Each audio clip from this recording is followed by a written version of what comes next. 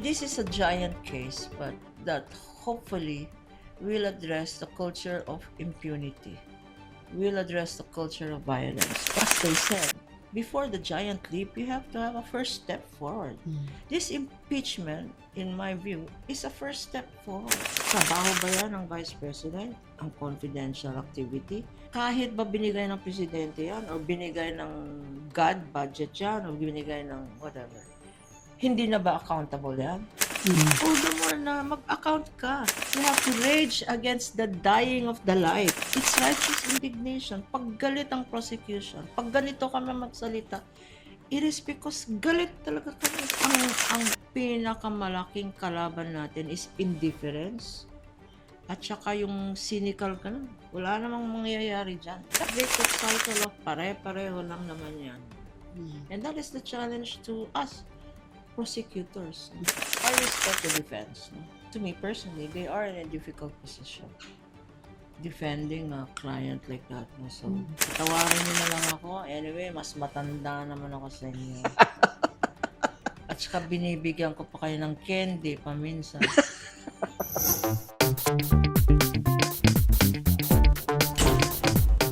Hello everyone and welcome again to Usapang Real with Luchi. My guest today is formidable.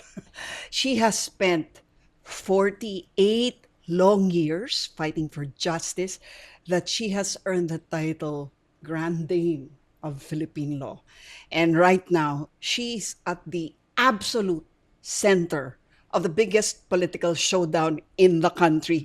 Siya lang naman ang pinag-uusapan, pinaka-viral, at syempre pinakamatalas na utak in the ongoing impeachment trial versus VP Sara Duterte.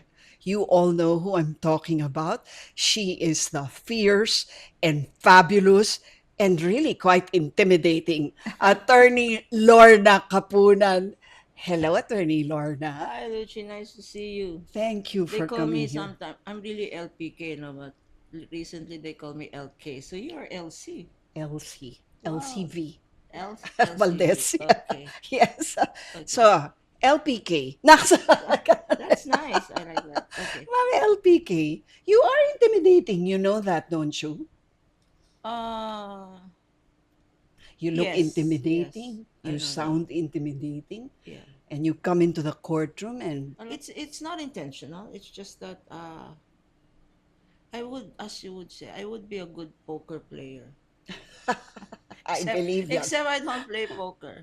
But I'm very quiet, but I can kill you softly. Do you intend to when you come into the courtroom? Yes. Wow. So you come into the courtroom with a strategy in mind. Is that Yes. what you do? Yes. And what do you read exactly? How much of the, rival do you come to learn about or know about? And how much of a case do you put into it in terms of preparation? No, but you'll never know who your opponent is, no, because these are initially, no, at the start of the case, hindi mo alam kung sino yung kasi law firms yan eh. Sino yung partner na in charge, ano. Okay, so you're in an impeachment trial on the basis of what, 3-4 articles, right? A lot of which has to do with stolen funds.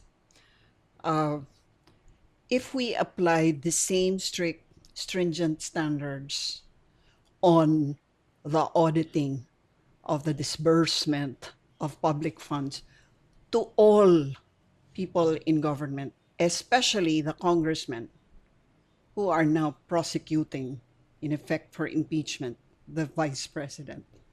Do you think there's some kind of double standard there in that I'm sure many people are thinking, naghahabla ang mga korap sa mga sinasabi nilang korap as if sila hindi korap. How do you feel about that?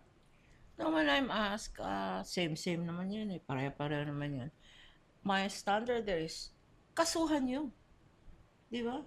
I mean, if you're saying that so-and-so, or if you're saying that so-and-so, corrupt yung mga ganyan, and then you file a case.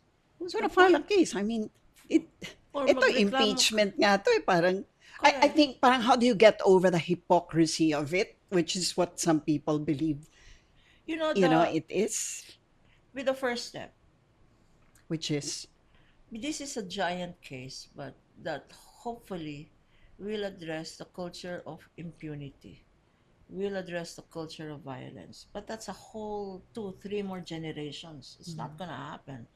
But as they said, before the giant leap, you have to have a first step forward. This impeachment, in my view, is a first step forward. You have the second highest public official. You have brazenly violated the law, who not only uh, threatens the first family, but the institution itself. No?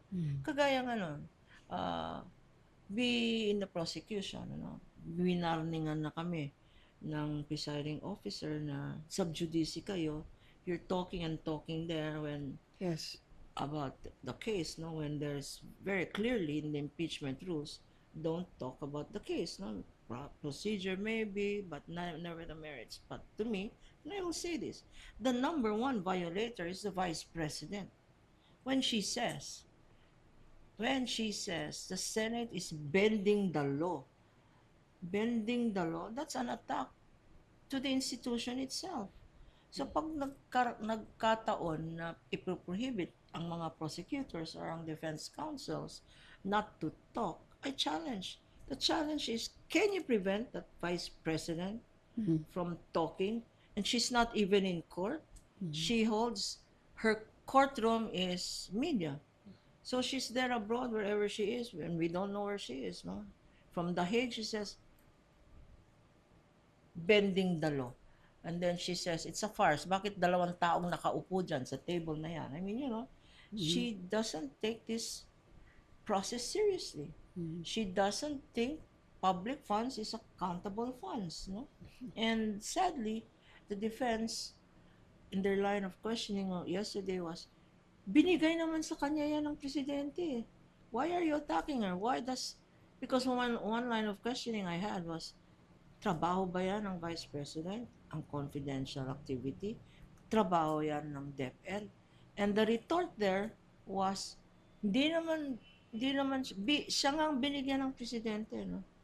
Well, on that point alone, kahit ba binigay ng presidente yan, or binigay ng God budget yan, or binigay ng whatever, hindi na ba accountable yan? All the more because it was never done before that a vice president and a deputy secretary was given confidential funds. All the more na mag-account ka. Hindi naman yan gift. Hindi naman yan, what's gift in Tagalog? Regalo. Hindi naman yan regalo ng presidente or ng Congress para gamitin nyo as your personal fund, no? O pambayad sa 400 personal security personnel mo. Pera ng taong bayan yan. Ngayon, explain that to that mother who says, sino magpapakain sa anak ko? She probably voted for these people because sila yung pumunta doon. Sila yung naniniwala. They're believing the narratives of the trolls. Na the only one who can save you from your misery is this vice president. And that is why your role as media and our role, that's why we speak. That's why we have to speak. And I would say, you have to rage. It should be, and that's why I'm very passionate. You have to rage against the dying of the light. Hindi ba? And that is what, it's righteous indignation. Pag galit ang prosecution, pag ganito kami magsalita, it is because galit talaga kami. 48 years, man. Magagalit ka.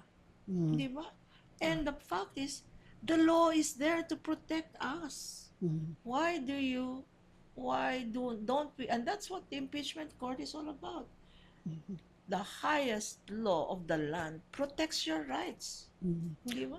Okay, well, The Constitution. if this were happening at another time when there was if there were no flood control scam hanging in the minds of most Filipinos now, especially in the time of floods. Yeah. Do you think that they would even support this? Kasi ang ang pumapasok na sa isip nila is, why are you carping about 350 million in confidential funds when there's 1.3 trillion that needs to be accounted for by the same people who are now trying to impeach the vice president? What's your answer to that? I know these are all political Yeah. questions, but how do you, as a prosecution lawyer, in effect, uh, carrying the burden of congressmen whose reputations are also in question, handle questions like this? Well, as I said, it's the first step, no? If you cannot do it with the vice president uh, who clearly disregards the law, if you cannot do it with vice president who clearly ignores institutions, if you cannot do it with a vice president who will not even appear Mm, before a court to defend herself, if she does have, and who says it's a violation of my human rights, it is a violation of my right to due process, and then she doesn't present evidence mhm. in the lower house, Yes. and then she with impunity makes social media her courtroom. If you cannot do it to her, how can you do it to the congressman? How can you do it to the senators? How can you do it to any local government official? No, this is the litmus test. To me, pag kaya natin to, taong bayan, pag kaya natin to, bahala kayo. Itong gamitin nyo, na-convict namin ng Vice President, sunod na kayo. That should be how our taong bayan should look at it. Or say, oy, maghinay-hinay na kayo, na-convict ng Vice President. Behave na kayo. Baka kayo ng sunod, no? Mm, It will now set, it will now set an example President. for future for us sa taong bayan kung gusto nilang mag-file ng kaso, Mm, rise up. Kung alam mo na yung congressman mo or yung mayor mo or yung barangay official mo ay kurakot at nanonood ka ng impeachment, maiintindihan mo yung ibig sabihin ng public funds. mm. Ay, amin pala yan, pera na yan. Hindi pala yan pera ng mayor, ng barangay, hindi pala pera na yan ng congressman You or don't think they know senator. that already? Pera namin yan, They ninanakaw nyo eh. they know that, but they're saying, pare-pareho lang naman kayo, pabayaan mo na yan. Iyon nga eh. But Yeah. I'm saying now, hindi pare-pareho yan. Iba ang vice president. Hindi lang yan. If she is acquitted, siya ang magiging presidente niyo. Mm. What's gonna happen to this country? Di ba? Yun ang point. That's the entire point. So, my answer to that is, pag meron kayong ganyan na reklamo, filean nyo ng kaso. Pero, nandito muna tayo sa impeachment. Kung magagawa natin to sa impeachment, magagawa nyo yan sa mga susunod na corrupt public officials. Okay, but Who is might yeah. likely now start to be more conscious or start to behave. Mm. Kasi, and you have an ombudsman. You have an ombudsman that's very aggressive and is truly looking at this backlog of cases. No? Mm. Okay, but the court itself is sui generis, so it's a court all its own. And we all know it's a political exercise. Sure, I mean, there are rules there of court that have to be followed, but at the end of the day, people already know how the senator judges will likely vote. Well, Doesn't that itself put a question on the credibility of the whole process? Na parang, alam naman namin kung sino boboto ng yes. Alam rin namin kung sino boboto ng no. At ngayon pa lang, sabi ng iba, nakikita na nila na yung mga boboto ng no, iniisa-isa. That's how they view it, no? Kinakasuhan, kinukulong, may mga mukhang tumakas na, no? So, how do you intend to convince people, considering that this is really also a political process? It's not a strictly judicial one. yes. You know, the one being judged here is not only the vice president. The one being judged here, the judges themselves, because this is open to the public, no? Yung mga senator judges na yan, mag-isip-isip sila, no? Because sila rin ginajudge ng taong bayan. Already, people are talking. Even the, ano, if you look at the if you look at the surveys, no, a a reliable survey or credible surveys, you will see that the interest of people is getting higher. They're more interested in the impeachment already. Ang pinakamalaking kalaban natin is indifference at saka yung cynical ka na. Wala namang mangyayari dyan. That's the biggest uh, battle we have. When people become indifferent, parang sa marriage yan, you know? Going back to annulment, no? And I tell my clients, I hate my husband, I hate my wife, I hate, oy, that's just the opposite. That's just the flip side of love and hate. Di ba? Love, the opposite is hate. Ibig sabihin, pwede pa i-save yung marriage na yan. But when the spouse, when the wife, the husband says, wala akong pakialam dyan, kasi oda, mag-mistress siya, na, that's indication of that marriage is broken. When you become indifferent. Applying it to society. Good point. Our society is not indifferent. We are not yet at that stage where all of us are cynical. There's civil society, there's you, there's media, there's ordinary citizens. The tricycle driver, the jeepney driver, they say, oy, attorney, kayo yung attorney, no? Ay, sige, galingan niyo po. You know, you see that in everyday life. People you come in encounter with. No? You see, so hindi pa indifferent ang tao. There is hope, Luchi. And if our people have hope in the process, let's not give up hope on these senator judges. They will feel the pulse of the people. They will feel the pulse.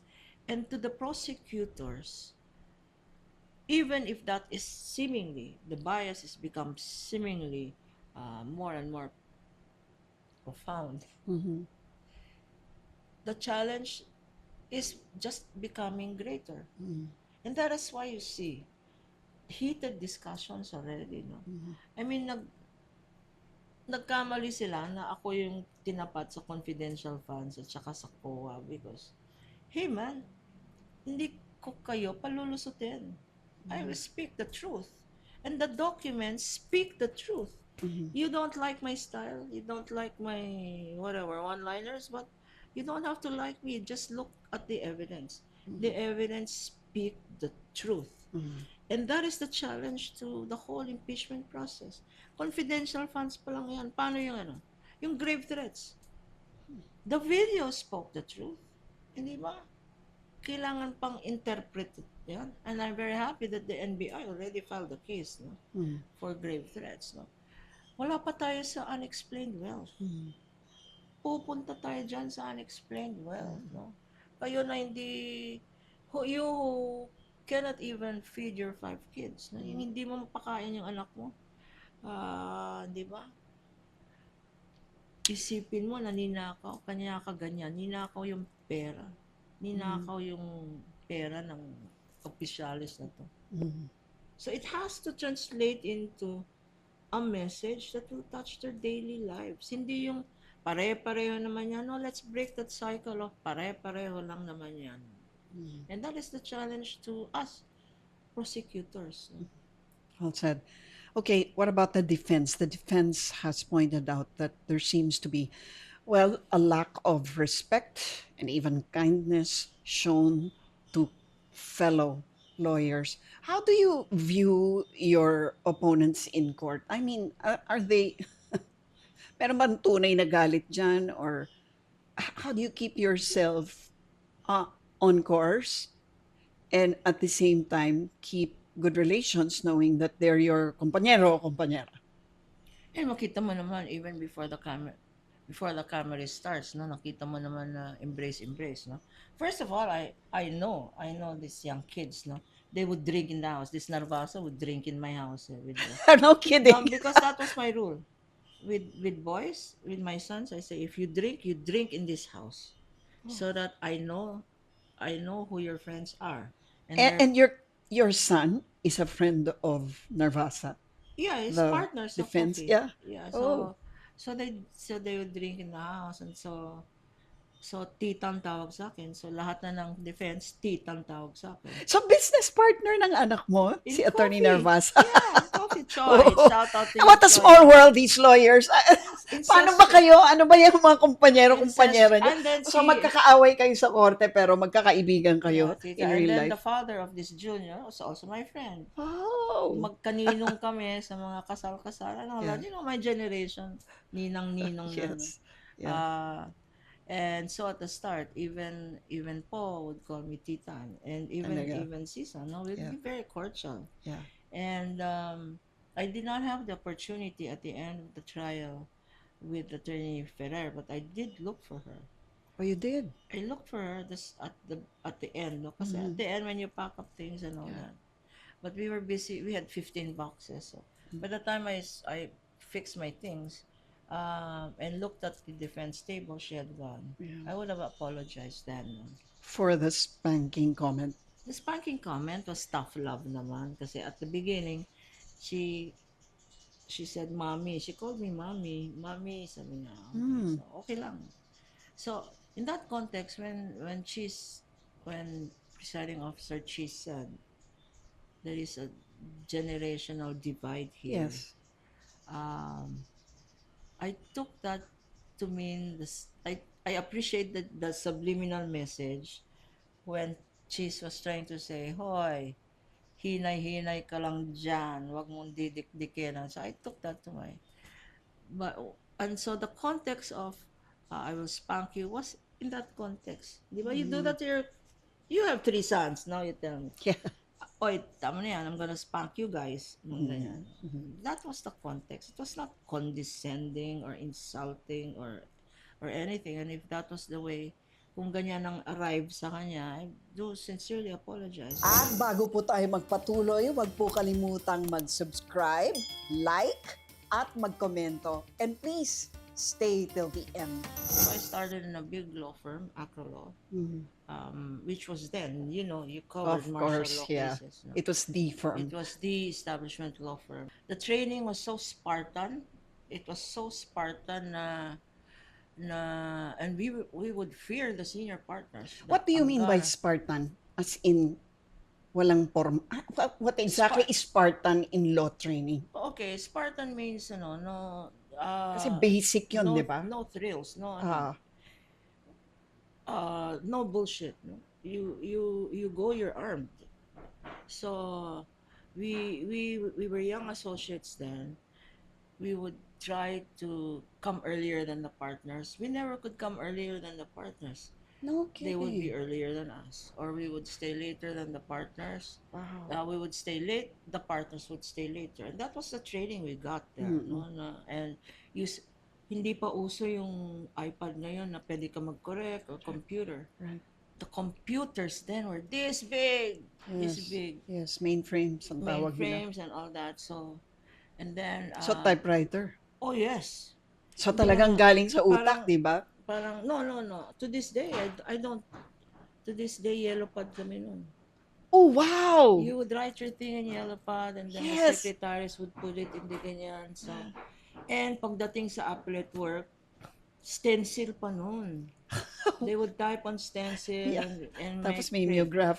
Tapos darating yung partner review is, what's this? Pag nag-read, pag shik na ganyan, tatype mo na naman ulit. So, and sometimes you get thrown paper. This is trash. This is trash and all that. So that was the kind of training we got. No, there was no bullshitting and all that. And that's why. And even when we go to court, no, kung minsan motion for postponement lang nininervyos na ako kasi binabasa ko ba ano yung motion for postponement, baka pagalitan ako. I have a nice story. One time, syempre young lawyer ka, may habang ka, no? So you go to the courtroom and the front seats are empty. So you kind of wonder, bakit front seats empty? So syempre you sit down in front. Yung pala, yung mga season, ina-avoid ang front seat. Why? Kasi pag nag-appoint ng court, kunyari criminal case din, no? Nobody sits in front except me because I was young and innocent. Yun ang mga ina-appoint na de officio. Ano ibig sabihin nun? Like, for instance, if there is an accused, do you have a lawyer, sasabihin ng judge? Meron ka bang abogado dyan? Ay, wala Pag po. wala. Oh, you, who are you? Ikaw na yun. Kaya pag ganon, that's why I had so many de officio cases. And that's why I started my pro bono work, no? I learned see. na even when you're a court-appointed lawyer, you don't give any less effort or any less preparation. Right. And that's where I got my training for what my advocacies are. No? And usually pro bono ba yan? Pag de O officio. yeah, pag appointed ka ng Walang court, bayad. walang bayad dyan. And- Precisely the meaning of de officio is you are an officer of the court Yeah. and you give your services free. Wala So- pang pao so- nun. Wala pang pa. Oh, wow. So, Public attorney's wala office pang yan. pao nun. Libre yun eh. Usually, no? So yung Parang- mga private lawyers kami, we get appointed. Okay, so sabi ko, kanya palang mga Walang gagot to, wala ditong tao sa harapan. Okay. And then I learned my lesson. So I would sit at the back. And then when the court would come, it says, stay here in front, stay here in front. Kasi syempre, we were few and far between. Lady lawyers then were few and far between. Yeah, so, naaaliw ba sila? Very few lady lawyers. There were many lady lawyers, but not very few wanted litigation. So, yung mga kabatchmates ko in 1978 UP Law, they ended up in corporations, in-house counsel, or government. No? But, so Iba kasi yung litigation, Iba. you know? Iba. At yun ba ang pinakamahirap na lawyering that you do? Yung litigation, yung humaharap talaga sa Oh, korte. yeah. I think every lawyer dreams. I think, every lawyer dreams to be makatungtong man lang sa courtroom, no? And beyond that, maka-argue sa Supreme Court, no? So I was able Wow, to so do that, that's the dream. to argue in the Supreme Court. Supreme Court. How many times have you done it? Argue in the Supreme Court. Yeah. In the Supreme Court only once. This had to do with the PCGG, defining the functions of a PCGG. I think in a sense, even if you really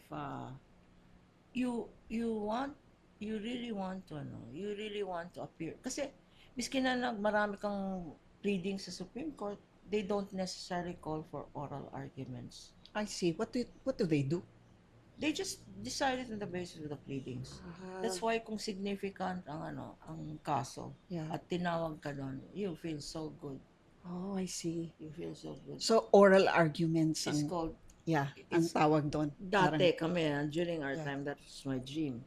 And I was particularly nervous because en banc ito eh. It was Lahat to ng establish justices. lahat ng justices, and it was to establish an issue of law, constitutional issue of law, limiting the powers, etc. And my particular nervosity was my father was a sitting justice. Still at that time? At that time, he was a justice of the Supreme Court. Yes, Justice Pataho. Justice Pataho was justice of the Supreme Court, and these were his colleagues. So walang conflict of interest nun? Walang conflict of interest. Okay. And so I was arguing as if it was my life depended on it. And the best compliment I got from my dad was, because people would always say, "Are you the daughter of?" Yeah. So I would be the chip of the old block. You know that? Yes, of course. Chip of the old block. Yes. But after that oral argument, one of the best things I've said from my dad, because he said, "Now you are the block of the old chip." Oh, that is so Hindi ba? It beautiful. is so. I mean, Yeah. it might be lost to this young Now you're the millennials. block and he's the chip. Yes. Parang kumbaga, ano yun eh, kumbaga sa Parang tela, retaso ka dati, di ba, ng Oo. orig. Pero binaligtad niya. Yeah. Parang siya That daw was yung so- naging yeah, that was retaso so nung good. orig. Ang galing naman. That was so. I wonder if you were, performing is not the word, but you were doing it to impress your dad? Was that part Oh of it? no. No, you do it for the love of the law. Mm. You do it because you take an oath. You take an Yeah. oath as a lawyer, no? To the bar, to your fellow Yeah. lawyers, to your client, and to the bench, to the Yeah. court. No, it's a threefold duty. When you ask advice from a lawyer, if you have opinion, if you ask for an opinion, they come with 10, 20-page opinion. Taka ka na. Yeah. I would appreciate a lawyer and who would say to the client, if the client asks, "Can this be done?"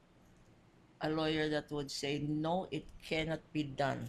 Can you do it? Can you actually say, hindi pwede yung gusto mo mangyari? Yes. Kasi Well, sabi nila, it you have to defend whether or not, your it's an client oath we is, take. No, it's like the yes, Hippocratic right, oath of of doctors. doctors. No, Yes. so when you take on a client, and because we're not judges, eh, Yeah. we're lawyers. No, so when you take on a client and the client says, "I did this," your duty is to give him a good defense. No, Mm. because to me, my number one rule is don't lie to me. Yeah. If you lie to me, I will not accept you. Now, Mhm. if you lie to me, syempre initially they lie, no? So Yeah. you evaluate, you accept the case. Midway, they're lying. I drop the client. Oh, really? I drop the client because she lied to me. That means what? You don't trust me. If you don't trust me and you lie to me, I don't trust you. And so along the way, some of the clients I've had along the way na lamang ko na nagsisinungaling, give up, Mhm. regardless. Mhm. You're more known to lawyer on, I mean, separation cases, annulment cases, women's rights, vowsy, ganyan, no? How is this different from what you're doing now, which is essentially, being lead prosecutor in the impeachment trial? I know that yung impeachment court is sui generis, we know that, but yung approach, may pagkakaiba ba? Especially when you're talking about lying, and in politics, Oh there's yeah. a lot of that. Oh, there's a lot of this in the impeachment court, no? And on the side of prosecution, we know who's lying. So when I would, we used to have a show face to face, no? Of course, I know that. Of course, face to face. So when they would ask, anong advice mo? Anong advice mo dito, attorney? Kasi binubugbog ako ng asawa ko. Kawawa naman yan, yan, yan, yan, yan, yan. Anong advice mo dyan? Ang advice ko? Lasunin mo. Di ba ganon? Ganon din. Because, well, there is no such thing as a divorce law here, which is so unfair to women because of the double standard still, no? Mm. And it's not that I handle only annulment cases. It is because yun ang mga celebrity cases ko, yung mga nag-aaway na. Yes. Diyan ka nga sumikat eh. Yeah, but Yeah. I handle pro bono cases. I'm a corporate lawyer, would you Yes, believe? yeah, I know that too. Yeah. Yeah, so I'm a corporate lawyer, so we handle intra-corporate disputes. Yeah. Pero it is so boring, it doesn't hit the news. Diba, yung mga That's true. ganyan. And Not that it's boring, but it's kind of complicated to it's understand. it's Very few people really complicated. know corporate law, diba? Yes.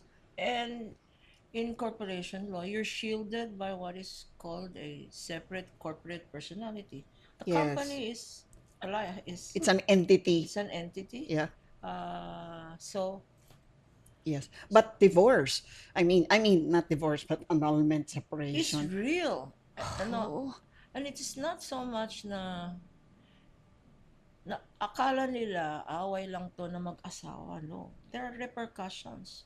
The kids. Yes. It's for the protection of the kids. There's a tug of war. Mhm. In in discussing visitation, who has custody, who needs support, Mhm. yung mana. Tapos malaman mo maraming illegitimate children or Mm-mm. merong mistress na sabihin I have nothing for support. Yung pala binabahay na and Yeah. these things, and these are real issues.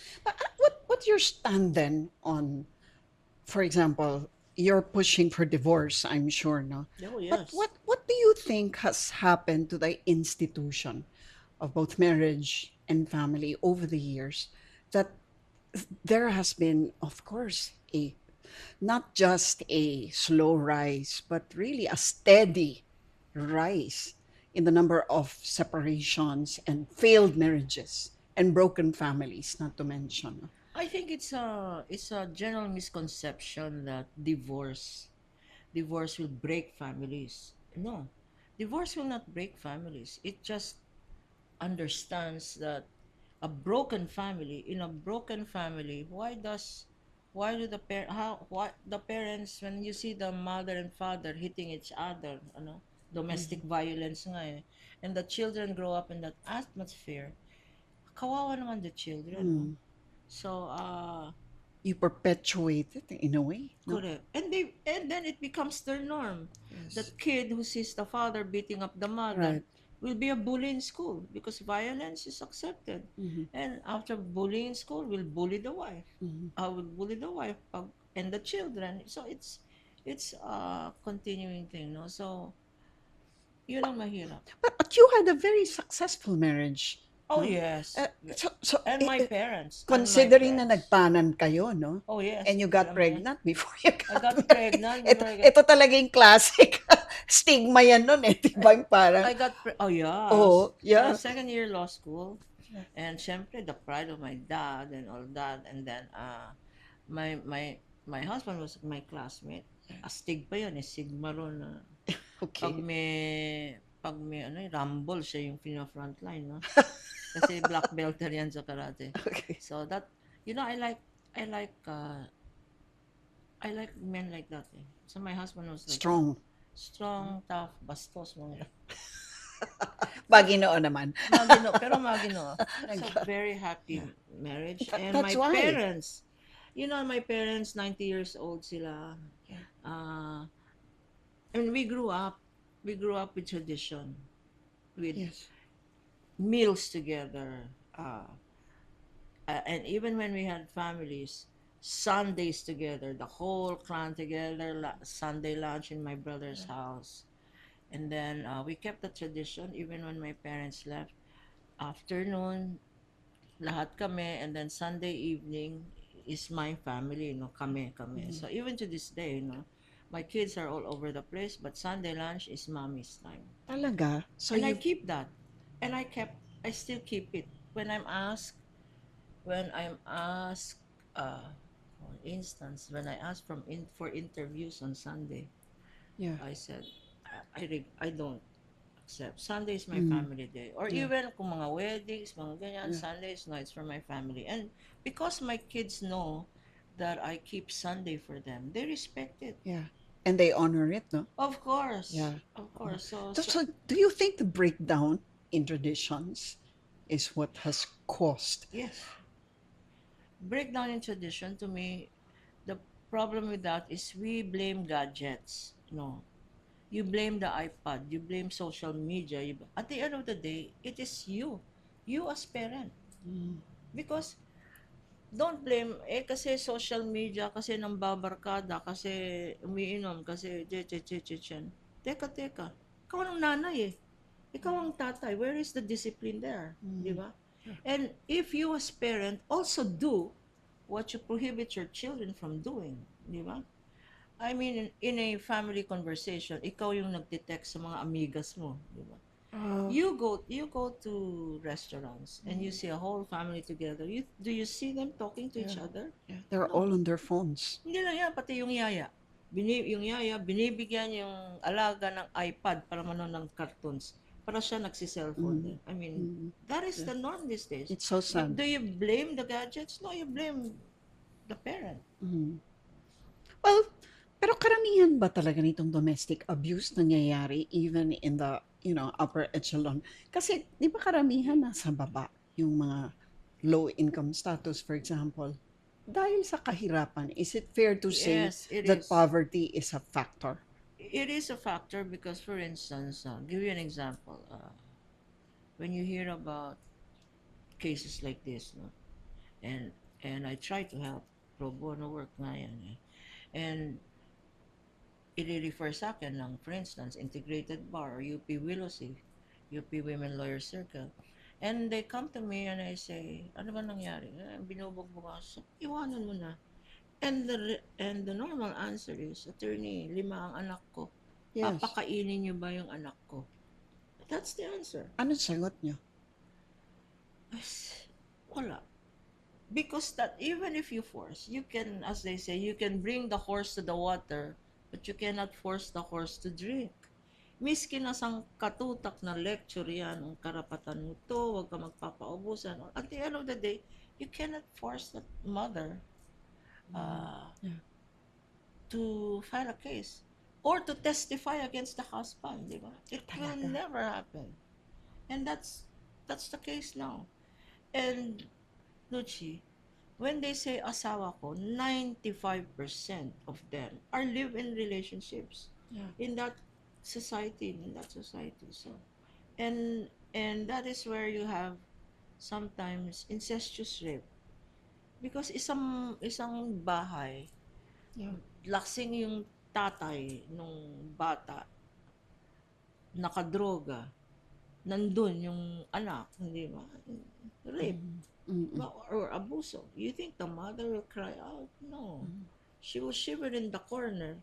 At yun, although that is being helped by the domestic violence law, may barangay protection order Vauci.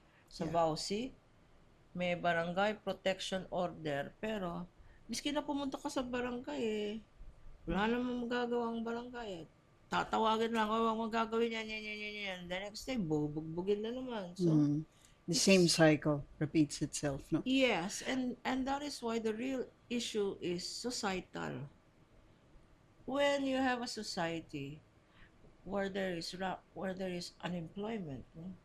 Where there is poverty, where there is corrupt public officials, no? You will always have situations like this. Because in the end, sadly, that those in that society, those in that class, no, will vote for the people who buy Exactly. their votes. So it's like continuing cycle. Let's go back to my spiel. You know, in my spiel, you notice I use the word fabulous because you're also going viral for your fashion sense. Really? People are asking. You are. Uh, Hermes belt, Ah. Hermes bag, green skirt, and green sneakers. It's my Sinong favorite color. stylist mo? Moi. But you are stylish. I mean, look at you. My mom was very stylish. Really? And- My mom was my icon, so she would, when we were growing up, Talaga. syempre matching lahat, no? Matching this, matching that, So my mom was like that, no? During those times of our parents, no? Yung mga alahas nila, hindi ba? Ang lalaki, matching. Ngayon, my daughters-in-law, my stud. They don't like my jewelry. Gusto nila isang maliit na stud. So, walang magmamana. Kung gusto niya magmana ng jewelry ko, Pwede ako, ma'am. I can.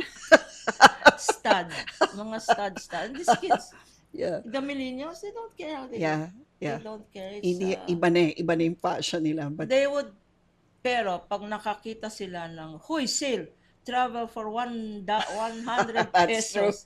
Di ba, say, larga na sila.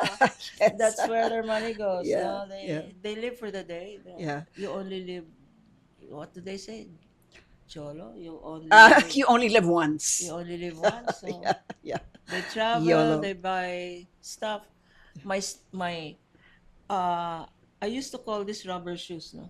Ngayon, sneakers na eh. Hindi. Ano? Kicks. Oh, kicks na ba?